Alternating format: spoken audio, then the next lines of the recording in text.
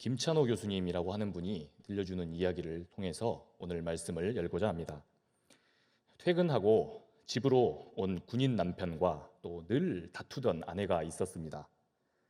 하루를 마다 않고 다투던 이 가정.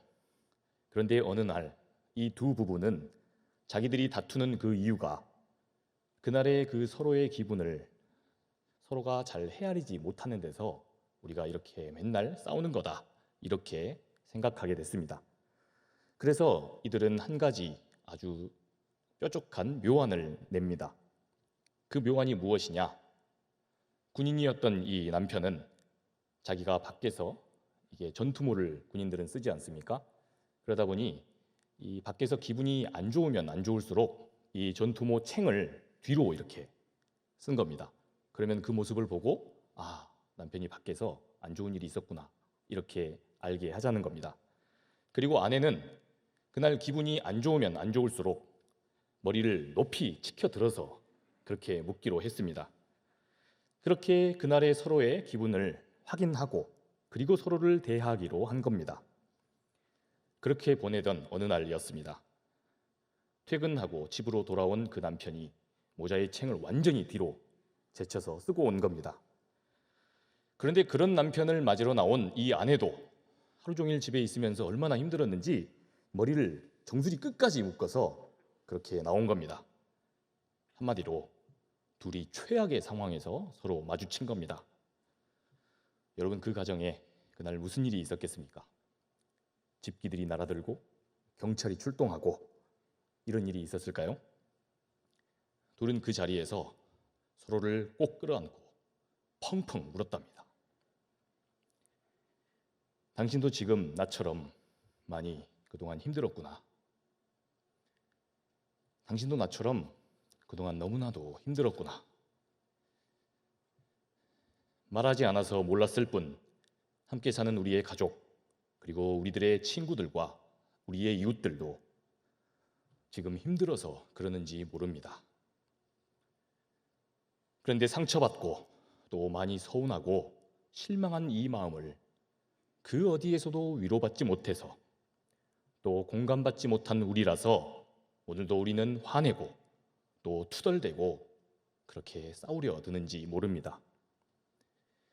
올해도 지속되는 이 코로나 국면 속에서 우리는 여기까지 치열하게 살아왔습니다. 그런데도 어쩜 이렇게 우리네 삶에는 정말 바람잘 날이 없는 것처럼 느껴지는지, 또한 아프고 상처받을 일, 그런 일들만 투성이인 것처럼 보이는가?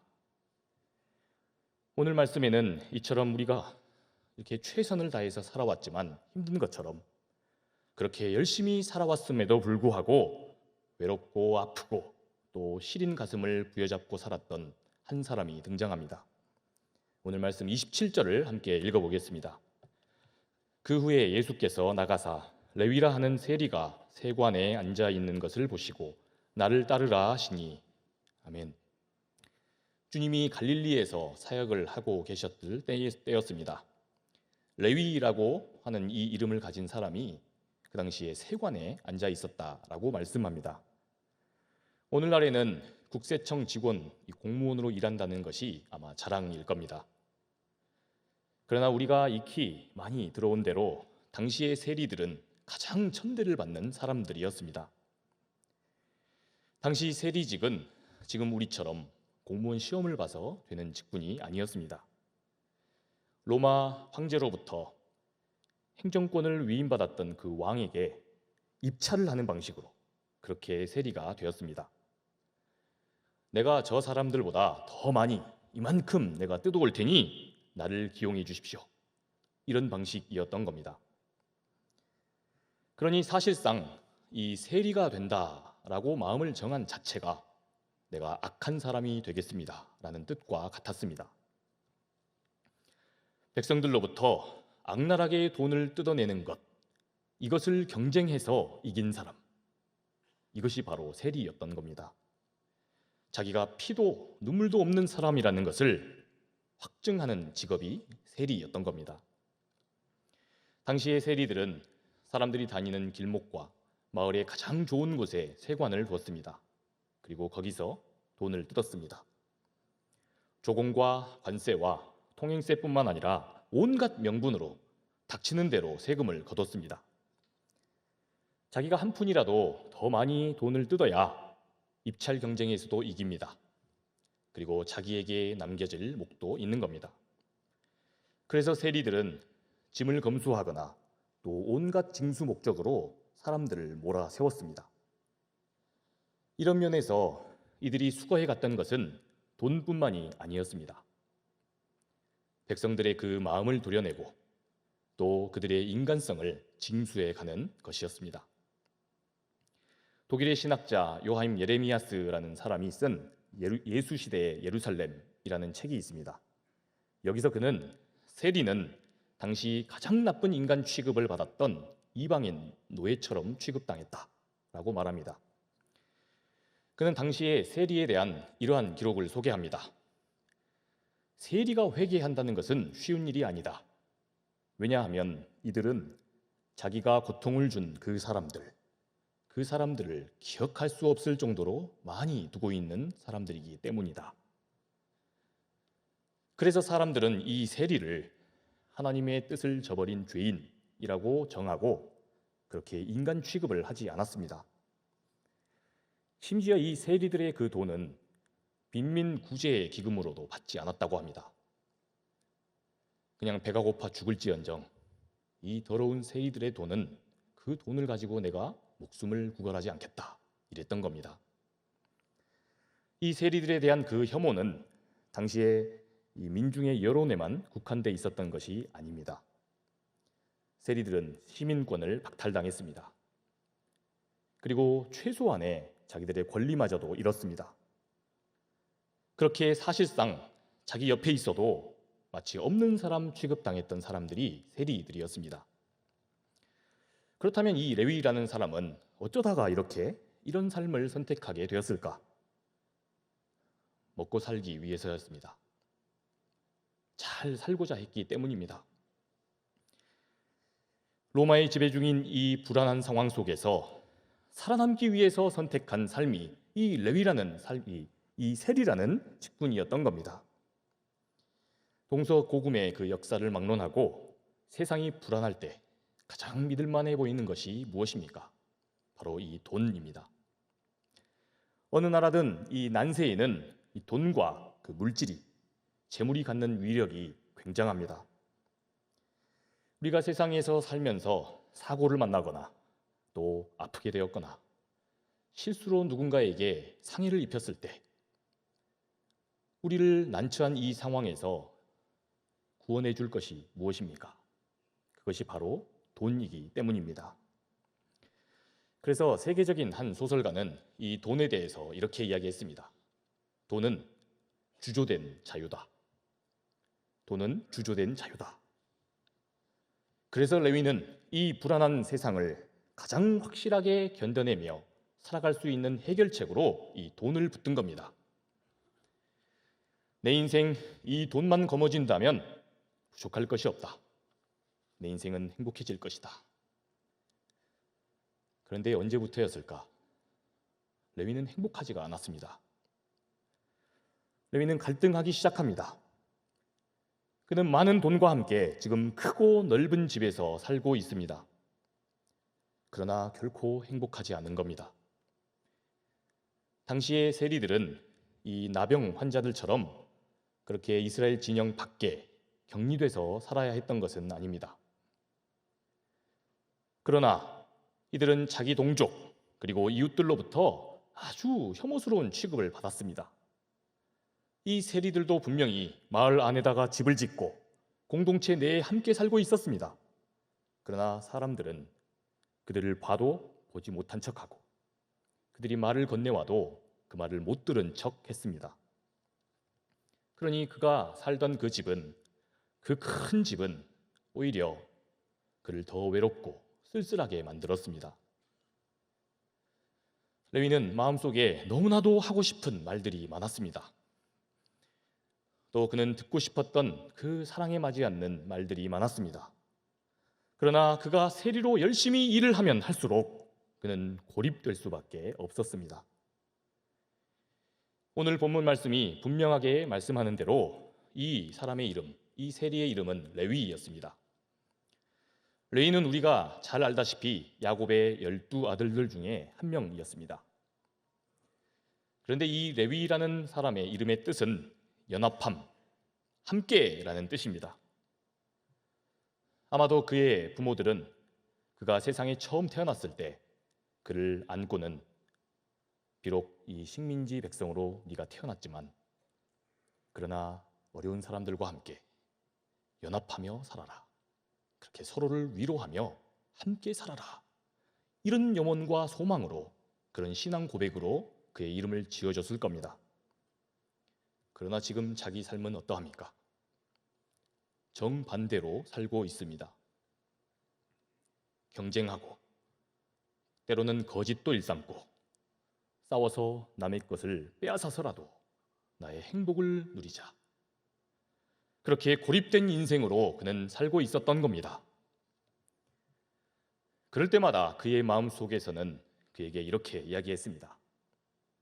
너 레위가 아니냐? 너 함께하는 인생, 연합하는 인생 레위로 살아야 하지 않느냐?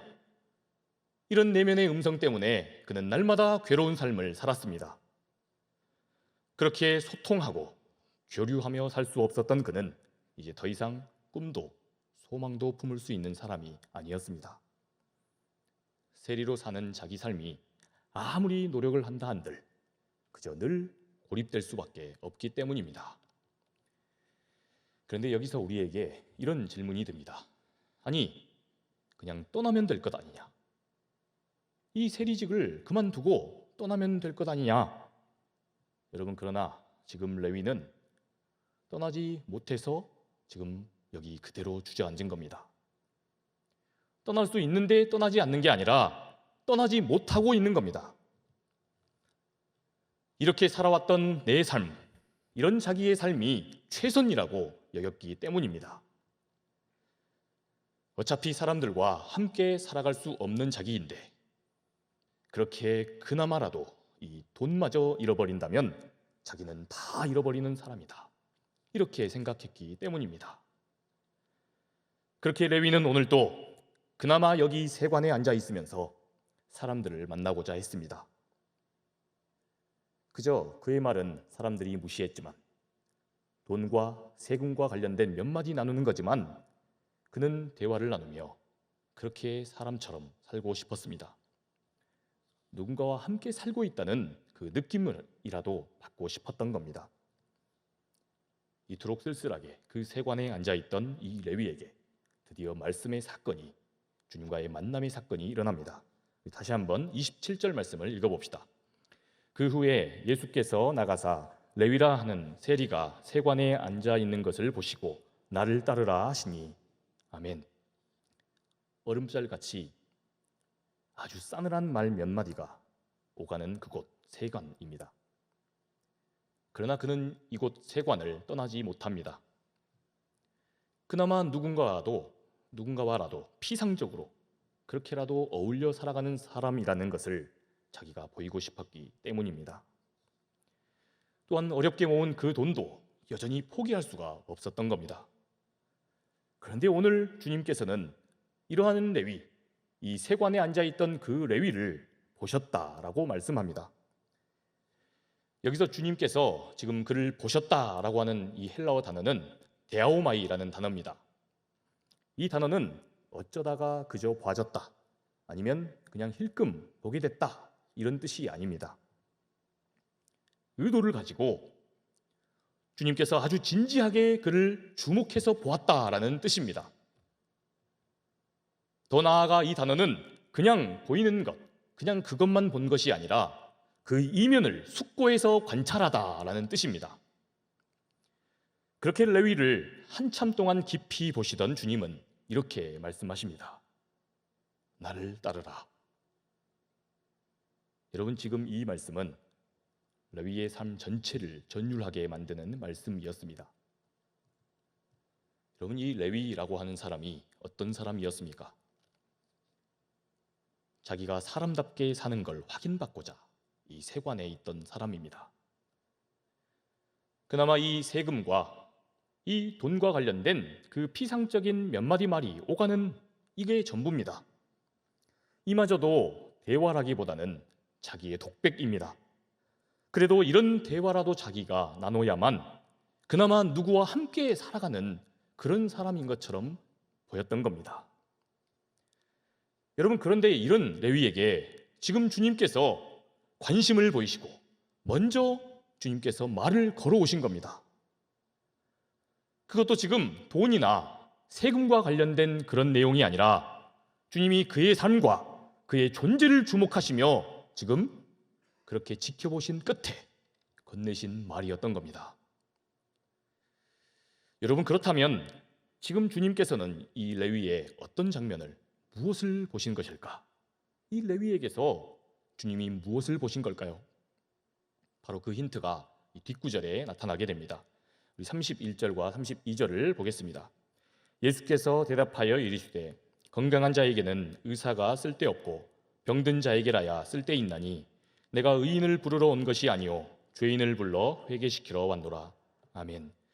여러분, 이 구절들은 바리새인들이 예수님을 향해서 왜 세리와 같은 죄인들과 어울리며 다니느냐 이렇게 말하는 것을 예수님이 대꾸하신 겁니다. 여러분, 그런데 지금 주님은 여기서 이 세리 레위를 두고 지금 병든 자라고 말씀하셨습니다. 여러분, 그러니까 주님께서 지금 이 세관에 앉아있던 이 레위로부터 도대체 무엇을 보신 겁니까? 지금 그의 아픔을 보신 겁니다. 레위의 병들고 아프고 상한 그 마음을 보신 겁니다. 레위야, 너 그간 참 힘들고 마음이 어려웠구나. 너 지금 돌이키고 싶지만 그럴 수가 없어서 그 아픈 마음 부여잡고 지금 여기 이 세관에 앉아있는 것이로구나. 그렇게라도 누군가와 말 몇 마디 그렇게 섞어보고자, 그래서 사람답게 살고 있다고 그렇게 느끼고자 너 거기 앉아있는 것이로구나. 주님이 지금 레위에게서 이걸 보고 계시는 겁니다.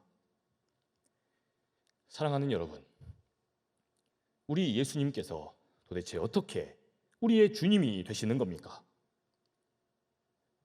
다른 사람들은 다 못 보는데 우리 주님께서만 늘 우리들의 이 마음을 주목하고 계시기 때문입니다.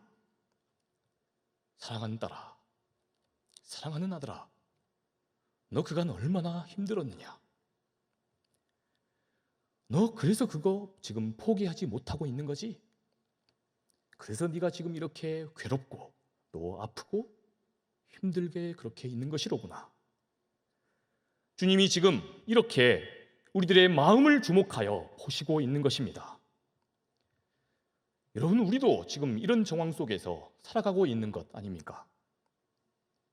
그래서 오늘도 아프고 때로는 힘들고 너무나 그래서 의기소침하게 오늘 하루를 살아가는 것 아닙니까?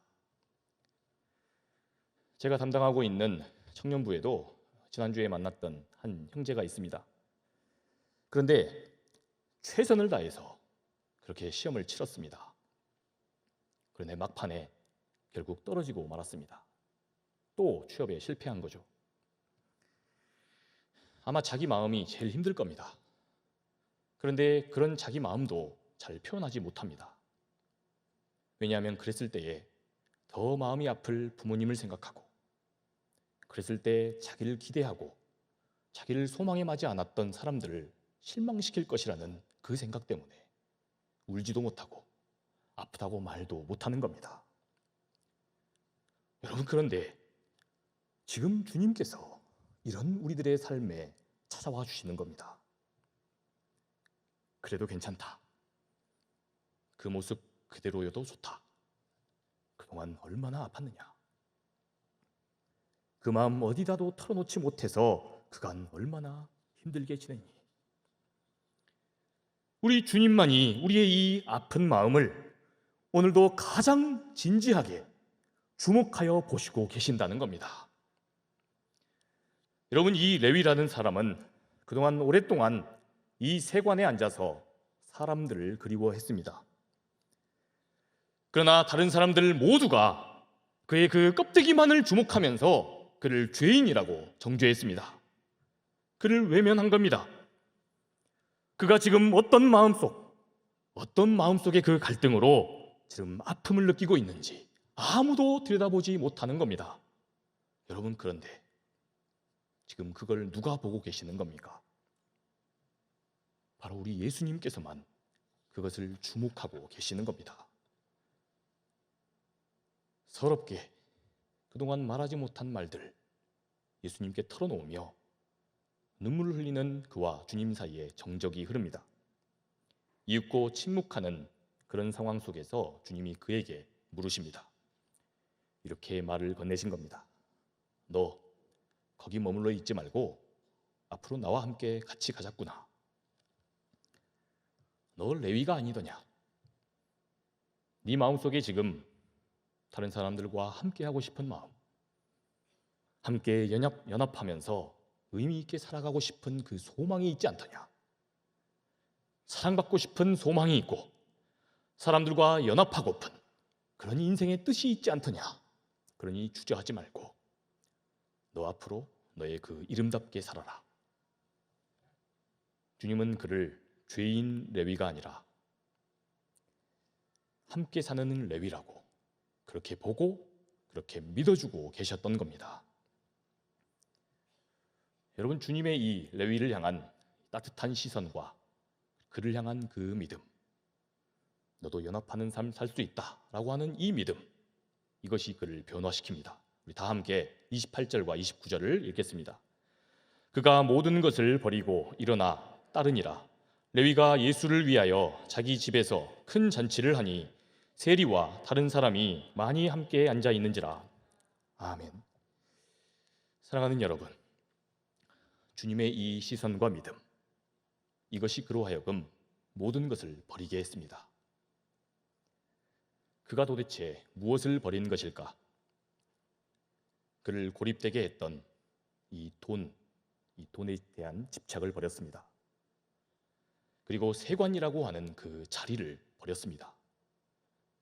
그리고는 드디어 자기의 이름답게 연합하는 삶을 살아갑니다.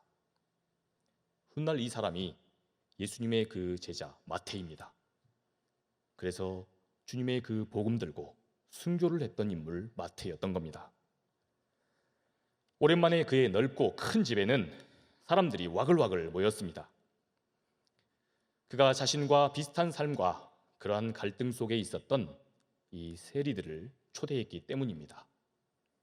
그가 이제 그것들을 다 버리면서 청산하면서 잔치를 벌인 겁니다. 어느덧 그는 함께 하고 있는 사람이 되어 있었습니다. 그렇게 그를 통해서 많은 이들이 구원을 받게 된 것입니다. 사랑하는 여러분, 어쩔 수 없는 삶 속에서 지금 너무나도 힘들고 아픈 상황 속에 있으십니까? 지금껏 아무에게도 속 시원하게 털어놓지를 못하고 그렇게 힘겹게 고독하게 계셨습니까? 그렇다면 오늘 이 레위를 주목하신 주님께서 저와 여러분의 삶도 주목하시고 믿어주실 것을 믿습니다. 바라기는 오늘 이 레위를 가장 레위답게 살게 하신 이 주님과 주님의 그 시선과 이 믿음이 저와 여러분의 그 상처난 마음들을 치유하여 주실 줄 믿습니다. IMF 시절에 부도를 맞았던 한 가정의 이야기로 오늘 말씀을 맺고자 합니다. IMF 때 회사가 부도를 맞았던 한 가장이 있었습니다. 어렵게 일으켰던 그 회사를 자기 손으로 문 닫아야 하는 그 사장님의 심정이 어땠겠습니까? 당장 막지 못한 그 회사의 부도도, 그리고 직원들의 그 다하지 못한 그 처우도 정말 문제였습니다. 그러나 무엇보다도 내가 다시는 일어설 수 없을 것이라는 이 절망감과 그리고 가족들을 실망시켰다는 이 실망감이 너무나도 컸습니다. 이러한 압박감은 어느새 그를 재촉하여서 다리 위에 세워놓게 되었습니다. 그런데 막상 죽겠다고 그렇게 뛰어내릴 생각을 했더니 생각나는 사람들이 있었습니다. 바로 남겨질 가족들이었습니다. 자기야 죽음을 선택하고 나면 다 끝나는 노릇이겠지만 자기 가족들은 어찌 되겠습니까? 그래서 한참을 망설이다가 결국은 늦은 새벽이 되어서야 집에 갔습니다. 새벽 3시가 넘었는데 그의 거실 집 불빛은 아직도 환하게 밝혀져 있었습니다. 걱정하던 아내가 그 시간까지 잠을 자지 않고 남편을 기다렸던 겁니다. 아내 볼 명복이 없었던 그였기 때문에 한참을 서성거렸습니다. 그러다가 어렵게 현관문을 열고 들어갔습니다. 그랬더니 그때까지 이 남편이 걱정되어서 기다리고 있었던 아내가 안도의 한숨을 내쉬었습니다. 그리고는 남편에게 이렇게 말했습니다. 여보, 우리 회사는 부도났지만 당신의 인격은 부도나지 않았을 것이라 믿어요. 회사는 부도났지만 당신의 인격은 부도나지 않았을 것이라 믿습니다. 여러분, 이 아내의 그 남편을 향한 그 믿음의 말, 이 말 한마디 때문에 그는 다시 일어났습니다. 온갖 굳은 일, 이런 일 저런 일로 다시 역척스럽게 조금씩 돈을 모았습니다. 그리고는 다시 사업을 일으키게 되었습니다. 사랑하는 여러분, 고단한 이 인생길 중에서 과연 무엇이 우리를 진정 살리는 것입니까? 바로 이 남편을 향한 아내의 따뜻한 말과 믿음, 오늘 말씀에 등장하는 우리 예수님의 우리를 끝까지 지켜주시고 지켜봐 주시고 그리고 믿어주시는 이 예수님의 시선과 믿음인 줄 믿습니다. 그러니 주님께서 오늘 이 저녁에 우리에게도 찾아와 주셔서 우리를 끝까지 주목하여 주시고 믿어주시는 그 은혜 붙들고 우리의 삶을 당당하게 살아가실 수 있게 되기를 주님의 이름으로 축복합니다. 기도하겠습니다. 사랑의 하나님, 아프고 마음 상할 일이 끊이지 않는 가운데 우리네 인생길 속에서 오늘도 지치고 고단한 우리들을 주목하여 보시고 또 믿어주신 은혜에 감사합니다. 주님께서 우리를 이토록 사랑해 주시는 그 사랑 안에서 우리 인생의 뜻을 다시 세울 수 있게 하시고 날마다 주님 보시기에 합당한 삶 살아가게 하여 주옵소서. 그래서 세상이 이처럼 세상에 없는 주님의 사랑받으며 사는 우리를 보고 주님께로 날마다 돌아오는 놀라운 역사가 우리 교회에 넘치게 하여 주옵소서. 우리를 오늘도 바라보시고 믿어주시는 우리 주 예수 그리스도의 이름으로 간절히 기도합니다. 아멘.